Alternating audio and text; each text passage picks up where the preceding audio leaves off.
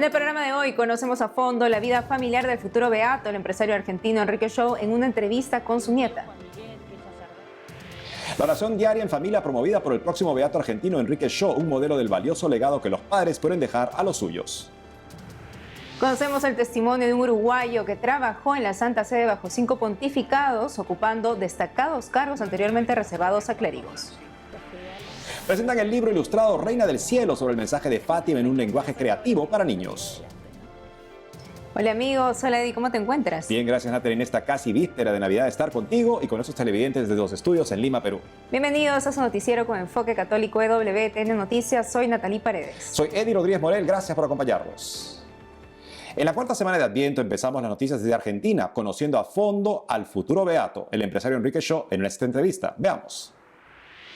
El pasado 18 de diciembre, el Papa León XIV aprobó el milagro que llevará a Enrique Shaw a ser declarado beato en la iglesia. Lo primero que impresiona sobre este empresario es justamente cómo veía la empresa como una instancia auténtica y concreta de vida cristiana para sus trabajadores y también para él. Y nos preguntamos cómo habrá sido la familia, la vida familiar justamente de Enrique Shaw. Para saber más al respecto estamos con Sara Crito Shaw. Ella es nieta de Enrique Shaw y nos va a contar justamente esa parte familiar del próximo beato. Sara, bienvenida al programa. Gracias, Eddie. Muchas gracias por esta invitación. Pues Sara, cuéntenos, usted ciertamente ha escuchado sobre ese testimonio, ese legado de vida católica, de vida familiar de Enrique Shaw. ¿Qué nos podría decir al respecto? Mi madre, que vivió con él hasta los 16 años que falleció, evoca sobre todo su alegría. Y un tío, Juan Miguel, que es sacerdote, dice que sobre todo el legado considera que fue la santidad y el cariño. Él desde muy joven se propuso ser santo, varias veces, ¿no? Al principio pensó que estaba muy lejos de ello, pero que lo iba a intentar y con todas sus fuerzas, ¿no? Con la ayuda de Dios. Valoraba cada gracia como más valiosa que todos los bienes terrenos y no quería perderse ninguna para no perderse las que vendrían detrás. Espléndida manera de vivir la vida cristiana. Y como él, recuerdo que hablaba de ser un gerente católico en lo concreto y lo particular, ¿cómo se vivía justamente esta vida católica en familia de Enrique Shaw en lo concreto y particular? ¿Qué le han contado a usted? Bueno, él buscaba ser como los demás necesitan que uno sea, amable, buscaba mostrar la bondad de Dios. Y él se convierte con la doctrina social de la Iglesia que consideraba que era la promoción del amor al prójimo. Allí donde estaba buscaba servir y ascender al personal o que nadie que se acercaba se retirara sin estar mejor. Y para eso le pedía su ayuda a la Virgen María, que la consideraba su socia, su consultora permanente. Y decía que teníamos que ser como vasos de vidrio para que la Virgen llene de su contenido a Jesús y lo haga ver a todas partes, ¿no? Y si nos ensuciamos, bueno, hacer los sacrificios, ir a los sacramentos. Él se refugiaba sobre todo en la Eucaristía. Ahí ya sacaba todas sus fuerzas yendo muy temprano, a las 7 de la mañana, a misa al Pilar, y los domingos en familia los hacía rezar a todos sus hijos. Y también rezaban el rosario en familia todos los días, decía que era la costumbre de más valor que le iban a dejar a sus hijos. Y llevaba siempre en su bolsillo un evangelio que meditaba, una cruz y un rosario. Pues mire usted, porque también pienso yo cuando pensamos en un empresario y vida familiar, el equilibrio justamente entre ser una persona dedicada a la excelencia en su trabajo y también a la vida familiar. ¿Cómo lograba él ese equilibrio, digamos, entre trabajo y vida familiar? En un retiro, que él siempre hacía retiros, ¿no? Decía que un empresario había dicho que si hubiese dedicado media hora menos a la empresa y media hora más a la familia, la empresa no hubiese andado peor y la familia mucho mejor. Él hacía respetar ese tiempo que tenía para la familia. Se lo invitaban a un cóctel, decía que tenía un compromiso muy importante, que era llegar a comer y a rezar el rosario con su familia. Desde novio ya le propuso a abuela, ¿no? Que no quería dedicarle las horas del día en que uno está más cansado. Y la persona, bueno, que le ayudó a criar a abuela a sus hijos, decía que nunca lo había visto demostrar su cansancio. Llegaba a su casa silbando, preguntaba a cada uno de sus hijos por sus cosas, y a los más chiquitos los alzaba y comía de verdad con ellos. Y a la noche, mientras estaban despiertos, estaba con los chicos y iba preguntándoles si les preocupaba algo, cómo les había ido. Estaba muy presente, los escuchaba atentamente. Recuerdan que se ponía a la altura de los ojos de cada uno, porque si eran bajitos se arrodillaba, ¿no? Y si eran chiquitos, ¿no? y estaba muy pendiente también de la intimidad con abuela. Ninguno de sus hijos recuerdan haberlos visto pelearse a ellos, a sus padres, ¿no? Espléndido. Y claro, sabemos que al final de su vida él pasó por una enfermedad difícil como el cáncer. ¿Cómo vivió él justamente esa prueba, digamos, final que el Señor le ofreció? Bueno, le decía a abuela que tenían que ser santos con mayúscula y todo, ¿no? Este llamado a la santidad de todos, él estaba cada vez más enamorado de su vocación de laicos y aceptaba, ¿no? Esto ofrecía, por ejemplo, si le ofrecían agua antes de morir, él decía que lo ofrecía por quienes no tienen agua corriente en sus casas, ¿no? Él no pretendía ver la voluntad de Dios más allá de lo inmediato, ¿no? Él ofrecía a Dios todo para su gloria, ¿no? Y si le pedía esa enfermedad, así lo era, ¿no? Y ofreció sus sufrimientos para que su padre, que era agnóstico, se convierta y se casó, comulgó y bueno, se confesó pocos días antes de que él falleciera. Espléndido testimonio, Sara Crito Show. Gracias por permitirnos acercarnos a este ámbito familiar del próximo beato que será el primer beato de la ciudad de Buenos Aires, justamente el primer beato porteño, como usted me comentaba. Un placer estar con nosotros el día de hoy. Muchísimas gracias, Eddie, y a todos los televidentes. Guzmán Carriquiri sirvió en la Santa Sede, en la curia de la Santa Sede, por décadas y ha escrito recientemente sus memorias de este tiempo al lado de papas como desde Pablo VI, Juan Pablo II, Benedicto XVI y también el Papa Francisco. Está conversando con nosotros desde Uruguay. Señor Carriquiri, usted comenzó su servicio en la curia bajo el pontificado de Pablo VI. ¿Qué recuerda de esos años? Yo llegué a Roma, al Vaticano, para trabajar por un año. Después fueron 48 años. Tuve el don inaudito de servir a 5 pontificados y al mismo tiempo de mantener con los 3 últimos una relación personal muy estrecha. Yo recuerdo que llegué en los tiempos de renovación, también de crisis, de renovación tumultuosa, del posconcilio, del inmediato posconcilio. Recuerdo a Pablo VI como el gran timonel del Concilio Vaticano II, que logró por inspiración del Espíritu y por una grande capacidad y paciencia de diálogo que sus documentos fueran votados casi por unanimidad. Y después le tocó ser la guía sabia, santa del inmediato posconcilio, en donde dije que hubo grandes procesos de renovación de la Iglesia según la renovada autoconciencia de la Iglesia en su comunión y su misión, pero también hubo muchas crisis del sensus ecclesia, muchas crisis de identidad sacerdotal y religiosa que impactaron fuertemente el pontificado. Nos dejó una herencia muy importante para la vida de la Iglesia. Recuerdo el gran documento que fue el Evangelii Nunciandi y el credo del pueblo de Dios. Populorum Progressio Humanae Vitae, fue un gran pontificado, un santo pontificado. Así es, entiendo, señor Carriquiri, que usted tuvo una relación más cercana justamente con el sucesor de Pablo VI, Juan Pablo II, y también con Benedicto XVI. ¿Qué nos podría contar de esos años? Juan Pablo II, hice los 27 años al servicio de Juan Pablo II. Desde que llegué a Roma al Consejo para los Laicos, él era consultor de este organismo y venía a menudo a Roma como obispo de Cracovia, después como cardenal. Nos había como adoptado, éramos una pareja joven, con un niño pequeño, latinoamericanos, un poco bohemios. Nos había adoptado y nos quiso mucho. Yo tuve la oportunidad, un mes después de la elección, de ser uno de los comensales en las habitaciones pontificias, en el almuerzo, preparando el viaje del Santo Padre a México y a Puebla, que fueron muy decisivos para su pontificado.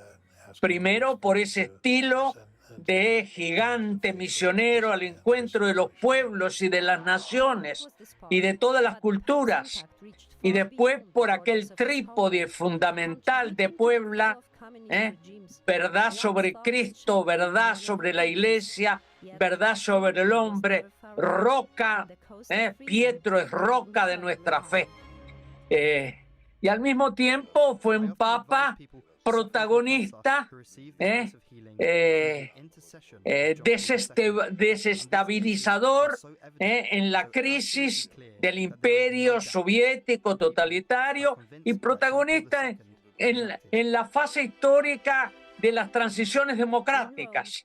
Basta pensar su paso por las Filipinas de Marcos, Haití, de Papadoc Duvalier, por América Central, por el Paraguay de Stroessner, el Chile del Pinochet, etc.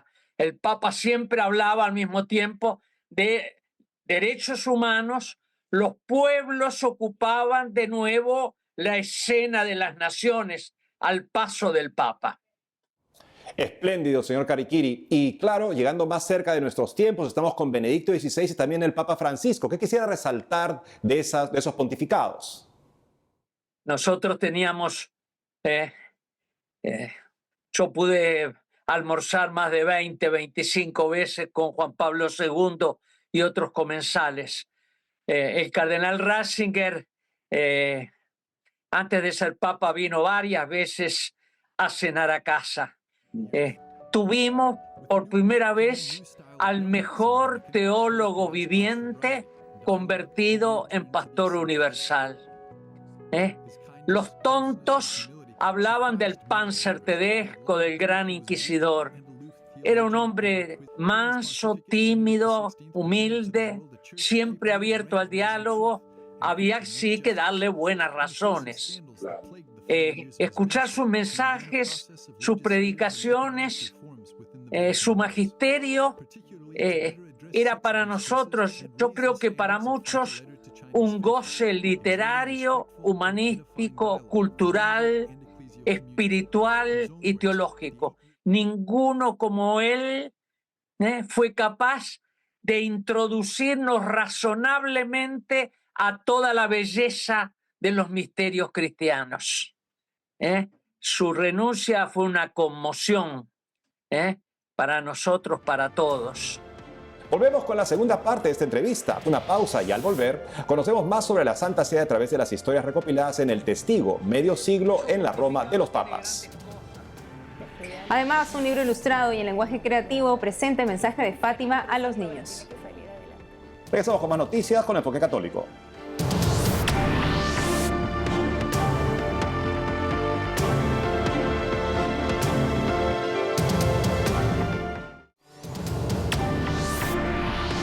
El uruguayo Guzmán Cariquiri sirvió en la Santa Sede a lo largo de 47 años bajo 5 papas, ocupando destacados cargos antes solo reservados a clérigos. NWTN Noticias nos habla del pontificado de Pablo VI y la crisis del posconcilio y de su estrecha relación con Juan Pablo II, Benedicto XVI y Francisco, al cual expresaba libremente sus perplejidades y críticas, incluso duras. Veamos la segunda parte de esta entrevista. Y señor Cariquiri, ¿qué nos puede decir, reseñar brevemente, porque estamos ya casi al final de la entrevista, algo sobre su tiempo con el Papa Francisco?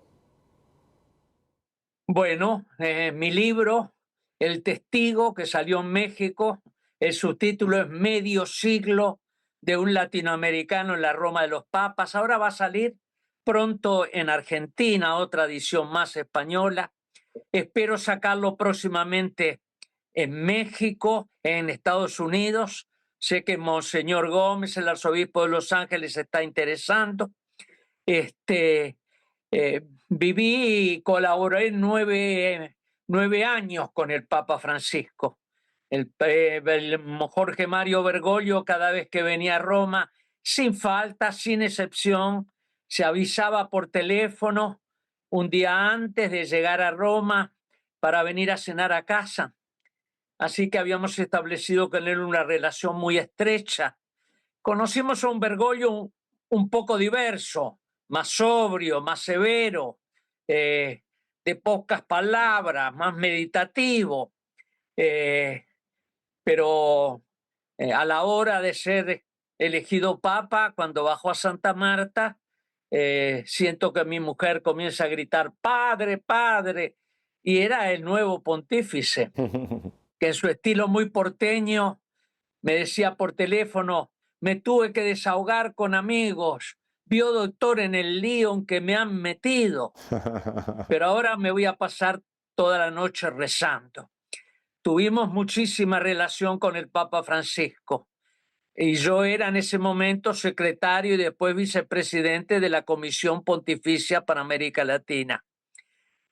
Su pontificado tiene grandes cosas, como digo en el libro, el tiempo de la misericordia, el tiempo de los pobres, de los excluidos, el tiempo del saneamiento de la finanza de la iglesia, el tiempo de la seriedad y la responsabilidad y la exigencia con la que el Papa Francisco como el Papa Benedicto afrontaron las acusaciones de los crímenes horribles de la pedofilia en la iglesia, el tiempo de la sinodalidad.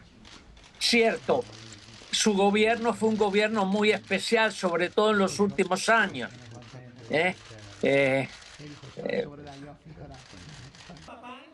No atendía suficientemente las mediaciones institucionales de su gobierno. Era un gobierno claramente personal, como tiene que ser, pero muchas veces no confrontaba suficientemente sus preocupaciones, sus iniciativas, incluso con sus más directos colaboradores. En los últimos años se confiaba mucho en un grupo de jesuitas, amigos, en los cuales se confiaba. Al término de su pontificado, un cardenal muy cercano a él, ya en perspectiva del cónclave, decía, ahora tenemos que pasar de un hombre solo al comando a un director de orquesta, Yo en el libro manifiesto algunas perplejidades, algunos relieves críticos que se los planteé en los muchos almuerzos que tuve con Bergoglio en la Casa Santa Marta, en un salón privado, yo, mi señora, él, 20, 25 veces, hablábamos de todo y yo le podía manifestar, siempre le decía, mi mejor servicio no es adularlo, mi mejor servicio es plantearle mis interrogantes, mis dudas, mis perplejidades, incluso mis críticas. Y a veces él se divertía y me decía, doctor Carriquiri, ¿cuántos temas trae para confirmar en la fe al sucesor de Pedro y cuántos para criticarlo duramente como de costumbre? Así que esos relieves críticos que yo planteo en un discernimiento global de un pontificado importante, tengo la serenidad de habérselos planteado y incluso en el libro me hago muchas autocensuras. Pues señor Carriquiri, muy importante, como usted dice, si vamos a acompañar a la iglesia en estas tareas tan importantes, poder hablar con sinceridad y sobre todo una persona con la trayectoria que tiene usted. Le agradezco mucho por haber estado con nosotros el día de hoy. Bueno, les agradezco mucho y ahora todos en devoción, oración, obediencia y fidelidad al nuevo sucesor de Pedro, Papa León XIV. Konomi Cochea y Yohei Cochea, hermanos y docentes peruanos, presentan su nuevo libro ilustrado Reina del Cielo, una obra pensada para que los niños conozcan el mensaje de la Virgen de Fátima. Yohei y Konomi, qué gusto tenerlos con nosotros en el set de WTN Noticias. Un gusto igualmente. Muchas gracias. Cuéntenos por favor qué los inspiró a crear, a escribir este libro Reina del Cielo. Bueno, Yohei y yo somos hermanos y desde muy pequeños siempre hemos tenido esta afición por la lectura y luego más tarde por la escritura también, ¿no? Mi madre es japonesa y desde pequeños siempre nos leían libros muy inspiradores en japonés y con eso teníamos un enfoque diferente, Y ¿no? también la fe, ¿no? Nosotros aprendimos a rezar primero en japonés y luego en español. Entonces, el amor hacia la lectura y el amor hacia la fe y a María fue transmitida, digamos, por nuestra madre, apoyado también por nuestro padre, ¿no? Y ahí un poco nace el interés de crear libros, pero luego sale este interés de concretamente hacerlo con la Virgen de Fátima, ¿no? Así es. ¿Y qué características destacan de la forma en la que cuentan sobre los mensajes de la Virgen de Fátima? Bueno, una de las cosas que nos motivó es que para regalar a nuestros sobrinos una historia bonita, a nuestros ahijados, para poder difundir la fe, no encontrábamos la historia adecuada y que hacía falta literatura infantil, bonita, cultural, con un enfoque artístico. Entonces así surgió la idea de crear para más adelante también una colección de Reina del Cielo con las historias de las apariciones marianas, y decidimos que nuestra primera historia iba a ser de la Virgen de Fátima, Portugal. Bueno, narrativamente nuestra inspiración ha sido contarlo de manera divertida como referencia a los cuentos del Dr. Seuss, ¿no? Del Grinch, del gato en el sombrero, ¿no? Y a nivel ilustrativo y visual queríamos que sea por nuestra influencia japonesa, ¿no? Como un estilo Hayao Miyazaki de Estudios Ghibli, ¿no? Pero un nivel un poquito más simplificado para niños. Entonces, bueno, queríamos que sea algo muy artístico, muy disfrutable para el adulto, ¿no? Y luego también para los niños. Acá hay algunos ejemplos de unas páginas. Esta es justamente la tercera aparición, la más compleja porque es cuando la Virgen les presenta el infierno a los niños, ¿no? Y bueno, acá tenemos también la escena del infierno, ¿no? Entonces, bueno, sí ha sido un trabajo de mucho esfuerzo de ilustradores profesionales, ¿no? Primero nosotros hemos escrito la historia por 3 años, ¿no? Con mucha perseverancia, para poder tener ese toque narrativo que estamos buscando, y en ilustración y colorización hemos estado trabajando todo un año con mi empresa, con mi agencia de marketing y storytelling, ¿no? Hemos desarrollado con los ilustradores y los colorizadores, pero sí, el primer paso ha sido la investigación profunda, de hecho por las memorias de Sor Lucía misma, anécdotas que hemos tratado de reflejar en esta historia, también un poco de así prensa, también algunas cosas que no salían ahí.